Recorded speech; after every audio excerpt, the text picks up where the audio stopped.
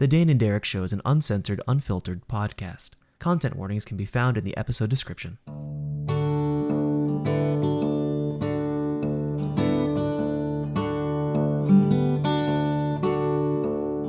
Hello, everybody. Welcome back to the Dane and Derek Show, a podcast where two nerdy friends keep in touch and shoot the shit.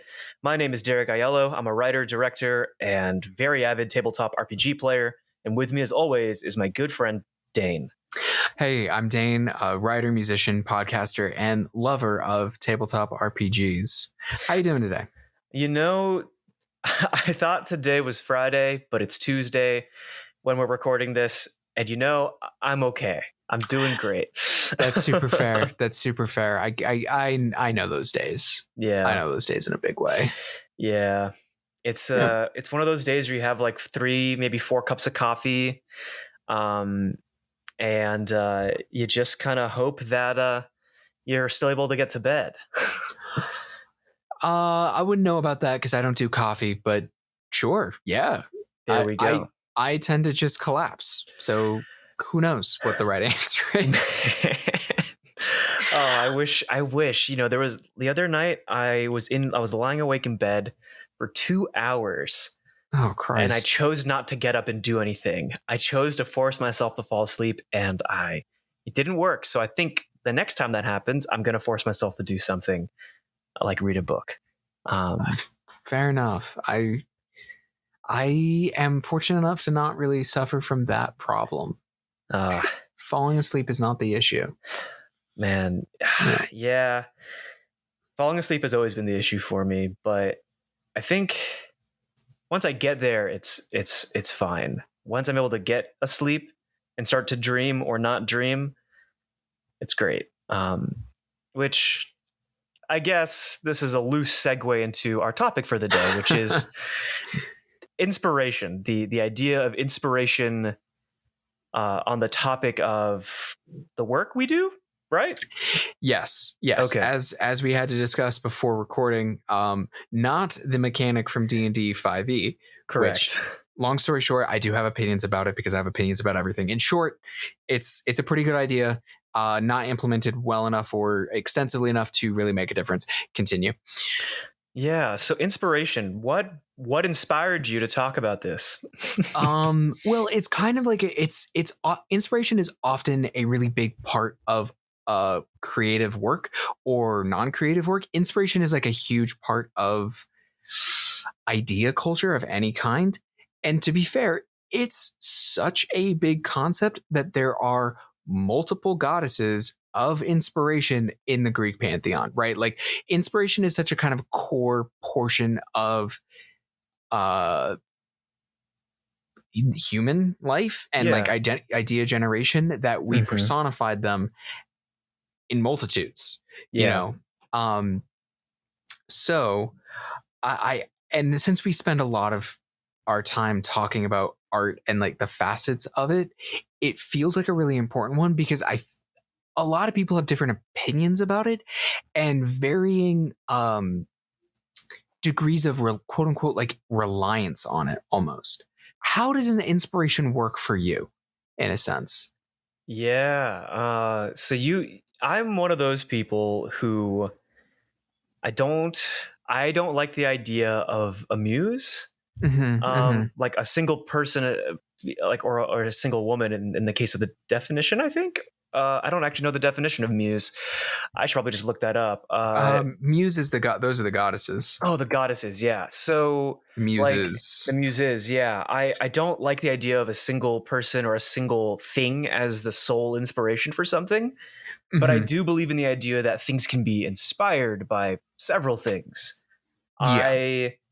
I like to think of it as every piece of work I make is a quarter inspiration, a quarter real life, a quarter like tropes and conventions and storytelling techniques, and then a quarter is something special, whether that be one of the previous 3 or something completely from like out of, or something completely out of the backfield, right? It's the idea that the way that I use inspiration is that it can't be the sole thing, because inspiration is like caffeine. At a certain point you crash.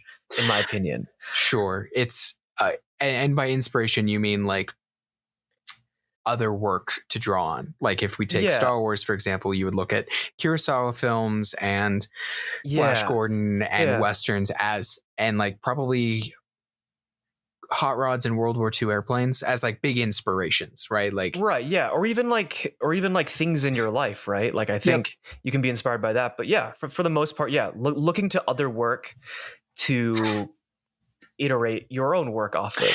Yeah. So for you, everything is a remix on some level. It's not like the best way to put it, but like, I'm a firm believer that nothing is original, and that's okay.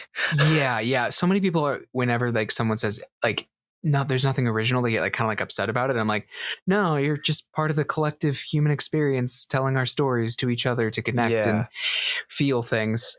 Exactly. It's good. It's okay. It's good. Yeah.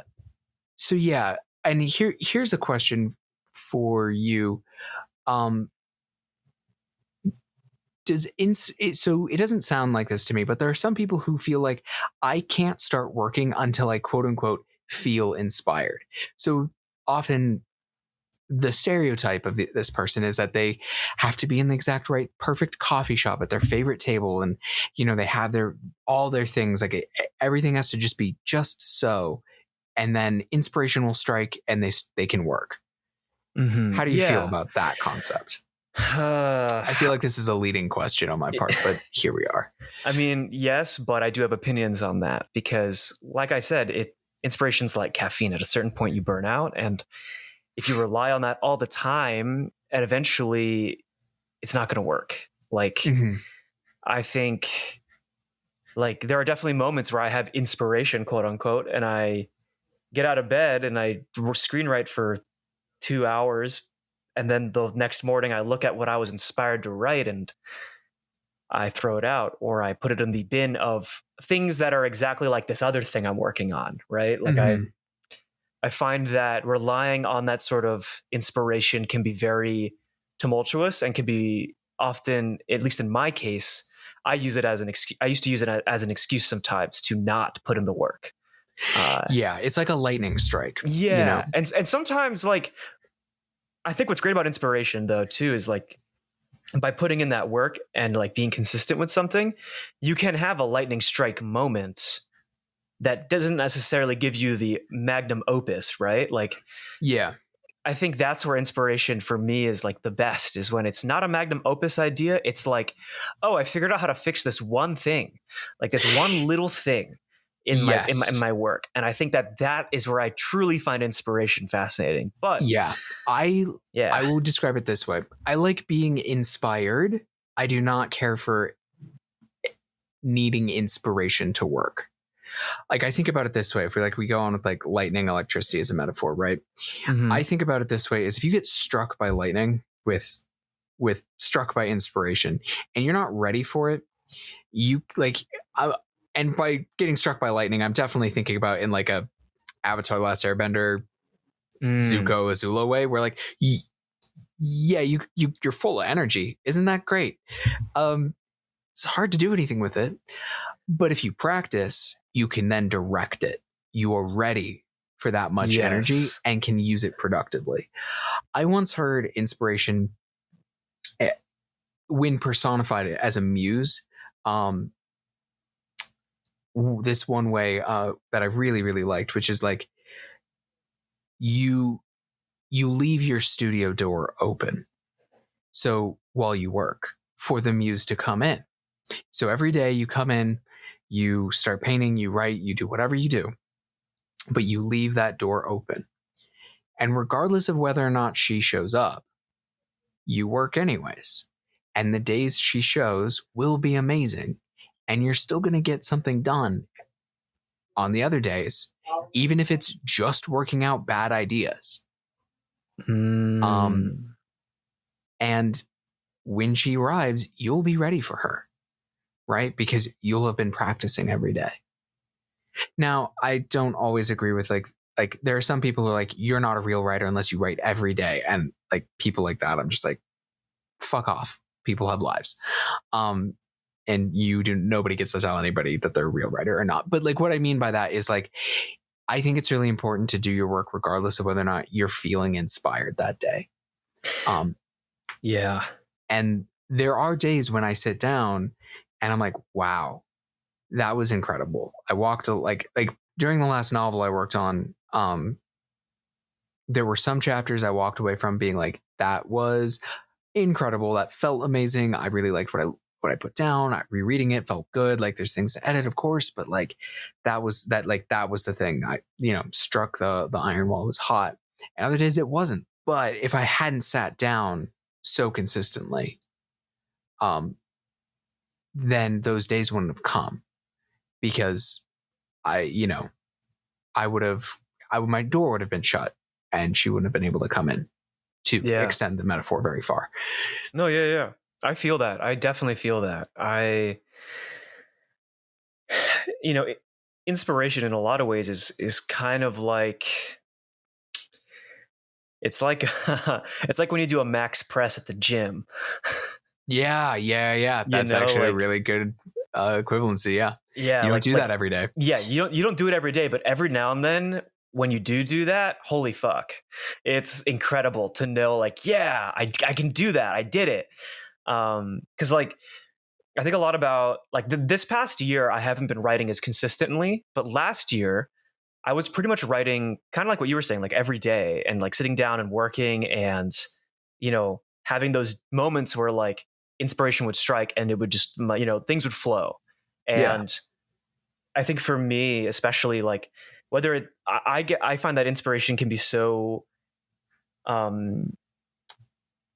inspiration can also just like really tempt you sometimes. Like, cause like you could be writing something you're working on right now, and then you could have an idea for something that's, quote unquote better or different or something more interesting. Right. And it's easy to follow that breadcrumb, but I actually have like a folder of I have folders on folders of ideas that were inspiration that I just kind of tucked away. And I'm like, one of these days I'll open it back up. Absolutely. And like, that's something I also do. I have a file where I just list ideas, and I know that I'm actually probably not going to get to most of them. And I don't even think I want to get to most of them, but I know exactly what you're talking about, that like pull to a thing. So like, it's really nice to just be like, okay, I'm going to just take that, I'm going to write it down so that like, I'm just going to keep going with the muse metaphor so that she feels like she's been heard. And then we're going to go back to the thing we were doing earlier, like, like that sort of feeling. And here's like the wild thing is like, inspiration is such a big phrase in creative work of any kind, right? Like there's the moment of inspiration. There's things that inspire you. There's being inspired, right? Like there's all of these like variations on the concept, right? And I think that's simply because it is, I feel like it's often a stand-in for a number of more complex ideas. Like it's a stand-in for idea generation. It's a stand-in for, I did really good work today. It's a stand-in for, here are all the things that contributed to said idea, or help me continue to work on something. You know what I mean? Yeah. But it covers all of those, which kind of gets me on like a thought about how like language is weird, but whatever. So I do want to check in. What are some things that inspire you? Like moving away from like the side of inspiration that is like the moment of creation and feelings while creating, moving on to like, are there some works that are like standard inspirations for you that you're like, I'm always pulling from this? Like something another thing I've heard is that like, your taste and your voice as a creator is often what it really is an amalgamation of all the things you really care about into something new. So like you're drawing on certain like colors almost to make, your version of purple, but you have like 7 or 8 other people's blues and reds that you're blending for like your own voice, right? Yeah, that is a beautiful way to put it. That was actually one of the first things I got told when I moved to LA, was that I needed to refine my taste a bit more because I liked too many things. Mm-hmm. And that I think in doing so, like this is why I have a letterbox, and this is why I direct people to it, because the 4 films that are on my letterbox, which are in order: Princess Mononoke, uh, Yi, Boy, and VGHS, are, I think, the 4 films that I constantly pull from Mm-hmm. Mm-hmm. in terms of all the films I make.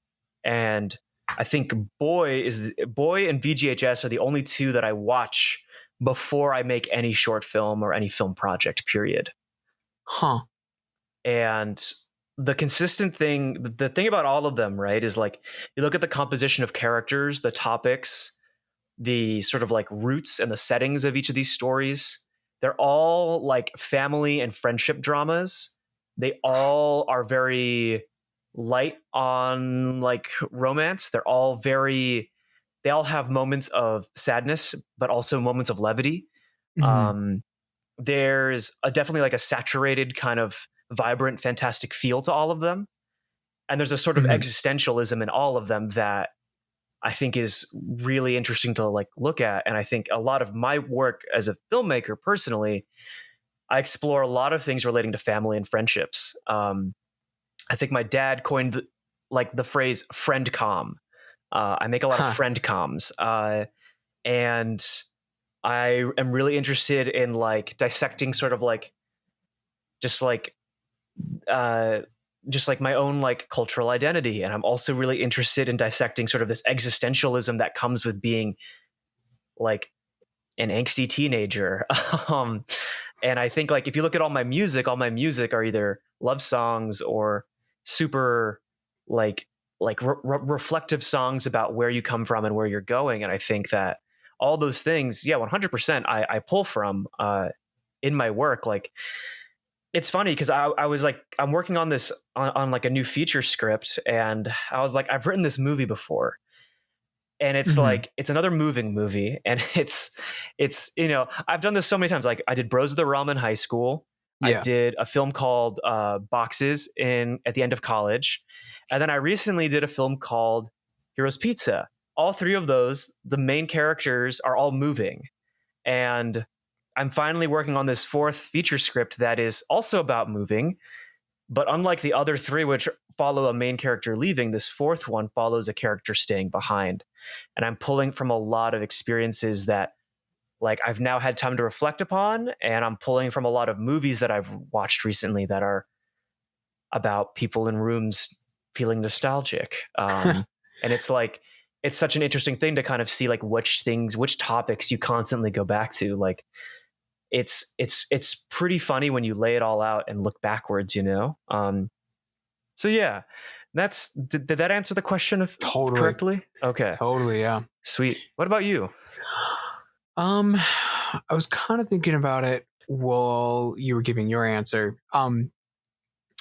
I tend to like, there are a few things that I know I am constantly returning to as like inspiration, and there's a few musical artists for sure. Impressionist painting is actually a really big one for me. Like, impressionism as a genre in anything is super important to how I make any sort of work. So like, for lack of it, like, this sounds really weird, but like, my writing would not be what it is without Monet and Van Gogh to some extent.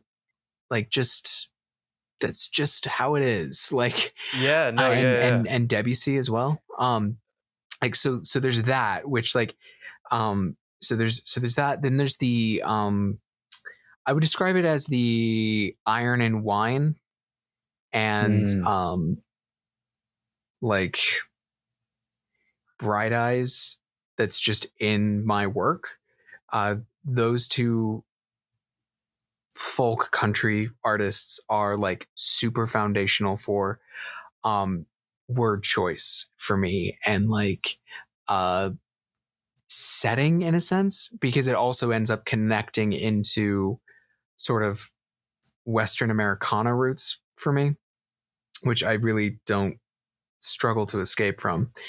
And then like, so there's like the impressionist line, there's like, I would call it the folk Americana like line, and then the other one is, I would just call it the fantasy side of me, like just the part that just loves magic, and like that's where Star Wars lives, and Lord of the Rings, and Scott Pilgrim, and all of the, and Naomi Novik, and all of that stuff. Like that's where that side of me lives.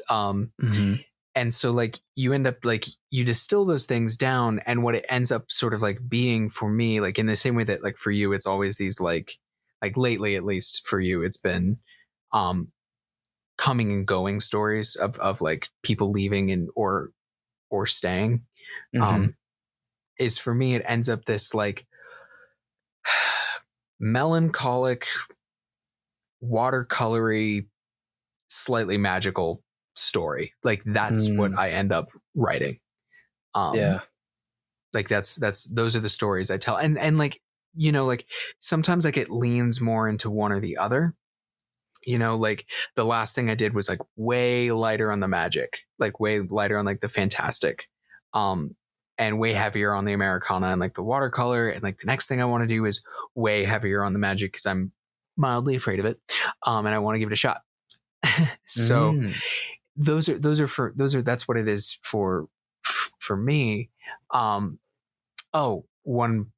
One really big one that doesn't really fit the others. Like I might be able to make an argument that it fits in with like the Impressionists or the magical one, is, and maybe even the Americana, and maybe this is why it hits so hard for me, is Calvin and Hobbes. It's actually kind of all three.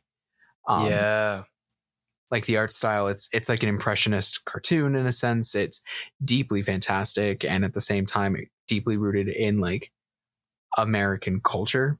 Not quite as like Western American culture, but like, you know what I mean? No, yeah, I totally get it. It's yeah. It's wild to think about those things that are so foundational. Yeah. And it's also interesting too when something that is so seemingly unrelated to what you do is such a heavy influence, right? Like yeah, like right now, like the idea, like looking back on my novel, because I'm just about to start doing like edits and stuff, like reading it, I'm like, oh, would you look at all of that iron and wine in there? Like holy shit. Like it's like it's there, like that sound that is just like something I strive for. But it's kind of wonderful to, to know you have a voice, and it's interesting that you were talking about people giving you the advice of like refining your taste. Because my feelings about it is like, know your foundation, but take in everything you can. 100%. Yeah. Well, I think that's definitely a part of it, right? Because if you don't know your foundation, it's really hard to know what you like, and it's really difficult to kind of start somewhere. True. And I think when I was in film school, I kind of had to I had a moment where I had to reevaluate a lot of the work I was making and the work I was writing. And it took me a minute to kind of figure out what kind of a filmmaker I wanted to be. And I think in a lot of ways, I kind of had to, I think that's why I've been on that eternal search to sort of figure out like what my favorite films were. And it started with like acknowledging that like Princess Mononoke is my favorite film of all time. And that type of a story will always have an influence on my work. Just as much as like the band Parachute will always have an influence on my themes. And I think that once I figured those two things out, it became it became significantly easier to figure out what else is like a core value of the work that I make. And then, I mean, like to the whole pulling, right, from other things, like I came up with an idea. I was inspired to write a sort of a fantasy film for the first time in years. But this kind of fantasy film, though, it's not like the classic swords and sorcery that I used to write. This one's more like it's more magical realism, and it involves a lot of ghosts, and it involves a lot of blending of realities and some horror elements in a sort of like upbeat story about a grandma and a grandson, and like hunting down a big ghost. And I haven't quite figured out all the details, but I know that I'm going to pull from these things, but I'm also going to need to seek out some more kind of scary things that I don't normally keep on my color palette, so to speak, to paint with, because I'm delving into a sort of space that I'm familiar with, but I'm only so familiar with, and I think that your statement about how knowing your foundation, like that is so important. Without a foundation, like you can't have a building, and you're sort of building a nice house when you're working on a project, right? You're building a nice house, and then you're putting it out there for everyone to come view. And like, I don't know. I get you. I get you. Like I think it's also really important to acknowledge, like, so often I feel like people get obsessed with pure originality. Yeah. Which there's nothing against trying to like really to refine your voice into something unique and stand out and say something, for lack of a better term, newish, or like have a good take on something. That people are often unwilling to acknowledge that you're constantly inspired by certain things, right? Yeah. Well, and that's the thing, right? It's like what makes something quote unquote original is when it's synthesis. It's synthesis between stuff. It's the synthesis of inspirations, universal storytelling, and a brand new person, right? Mm-hmm. That's what makes something new and fresh, right? And it's not.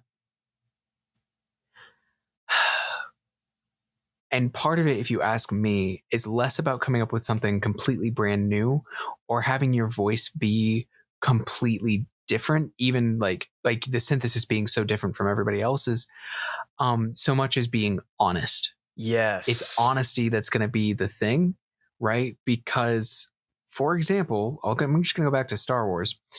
Nothing about Star Wars is new. Like, just not a damn thing. Like, nothing from 1977 Star Wars it's just not like it isn't. But it was such the honest thing that George Lucas was doing. It was something said with such clarity and honesty and distillation of the things he wanted, such that it worked, right? Mm-hmm. Like, so that's the thing, is be honest with yourself, and your voice is going to ring true. And that is far more original than an attempt to be like nobody else, if you ask me. Yes, 100%. People are smart enough in today's age to see through your work. Yeah. And if you're dishonest in the construction of your work, people are going to notice. Right. Which is like something I ended up having to like realize is how important romance and love is to my work. That I'm not going to be writing honest work if I'm not heavily involved with romantic relationships in said work. It's just going to be dishonest on my part. But before we're coming up on time. So here's one thing I want your top 5, not your main color palette stuff. I want your top 5, like what's really inspiring you right now as far as other works that you're like drawing from and is feeling like really impactful on you. Go. And then I'll do mine. Okay. I've been, oh man, I've been reading again. I've been reading more like nonfiction, actually, Nice. Which is interesting. I have a really hard time with nonfiction just because I like reading stories, but I've been reading a lot of nonfiction, a lot of autobiographies, but I'm reading this one book called Days of Distraction, and it is by Alexandra Chang, and it's A friend of mine recommended it to me, having not read the book. Shout out to you, Justin. But I started reading it, and it's super interesting because it's like a very just like down to earth kind of story, sort of about this woman's experiences being married and living in upstate New York, but also like her identity as like an Asian American woman, and that's like something I've been I've been like thinking about a lot lately. I've also been watching a lot of old sketch comedy from YouTube, like Nice. Balloon Shop or Olin Rogers, all that good stuff. Been trying to pull something from that lately. Yeah. How about you? The music of Reader, Reeder, has been just super, like, that one might end up coming and being a permanent color. But that one is still new enough that I'll still add it in. The writing of Murakami right now. Nice. Hadn't read a lot of his, but I'm currently reading Hard-Boiled Wonderland and the End of the World. Ooh, I have that on my shelf. I'm liking so far, and even if like the book itself kind of like tanks for me, like the way in which he is writing is so interesting that I'm getting a lot out of it. Yeah. Let me think. The Game Grumps lately, actually. Okay. And maybe a little bit more specifically Dan Avidan. Due to the fact that there is a joyousness to the way in which they create that I am looking for. So there's that. And then I am what's the word? Honestly, the art of Magic the Gathering has been really inspirational lately. Just like I've just kind of been like digging into the older stuff that I like started playing with when I was young, all the way up to now. And like something that's so interesting about it is that like at this point, Magic has its whole fucking lore and stories and stuff, the way that like D&D settings have that. But they have so many art, like part of Magic is that they get new artists basically every set. And so like characters within a single set will get drawn by multiple people. So it's multiple takes on the same thing. And some cases over decades. Yeah. And so it's like really, it's beautiful fantasy art. And it's wild because they have to sort of be able to tell the story in teeny tiny images and like at most a couple sentences on the card, because they're not guaranteed you're going to buy their books, right? Yeah. But they still want you to get a sense of things, right? They're conveying a sense of, it's a collaborative effort to convey a whole brand new setting, long running characters, and the vague story with very limited palette, and at making beautiful art while they do it. And I'm just kind of into it.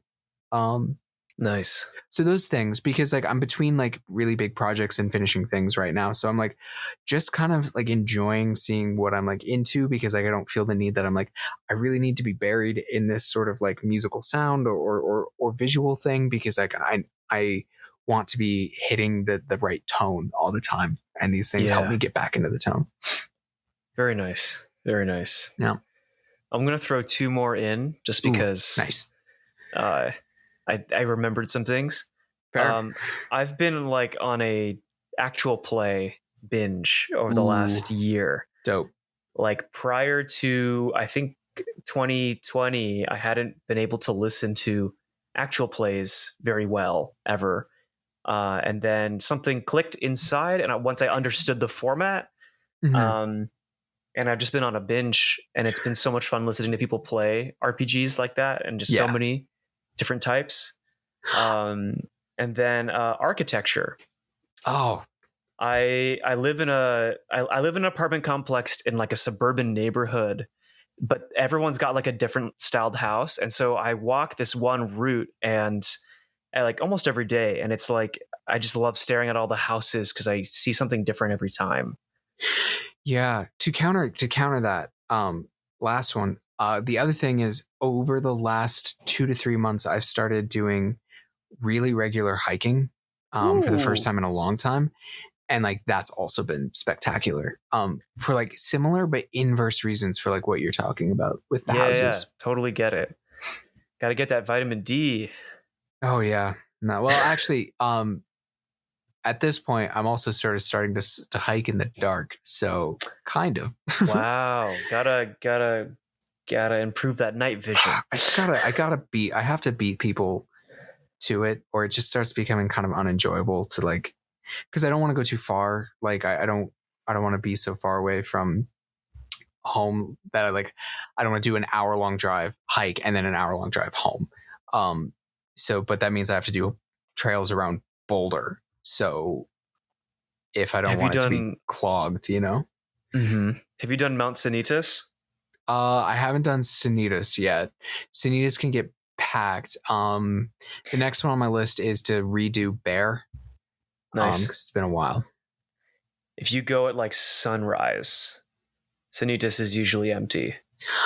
I'm kind of looking forward to when it snows and it gets really cold, because I like doing that, but lots of people don't.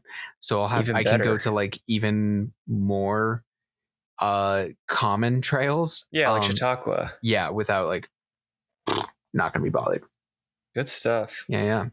Well, we got talking about hiking there at the end. Anyways, why haven't we done a hiking episode yet? I don't know. We'll get there. All right.